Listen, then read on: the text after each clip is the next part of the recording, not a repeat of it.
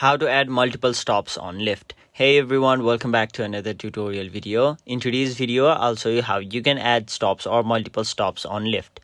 So to do that, first of all, open up your Lyft app on your mobile device and then simply make sure you are logged into your account.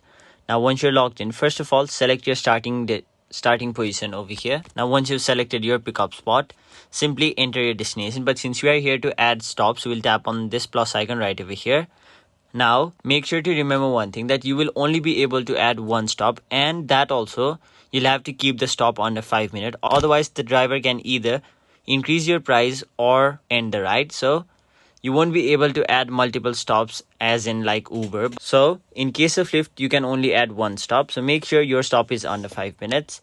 Now, to add a stop, simply tap on the option Add Stop and then enter your location. Now, once you've done that, enter your destination over here. Now once you've done that, it'll show you your estimated cost as well as all of the different options over here. So you can choose any one of these options. So that is basically how you add stops on your Lyft. That is it for this video. Hope this video was helpful to you guys. And if it was, make sure you like this video and subscribe to our channel so that you don't miss out on further videos such as these.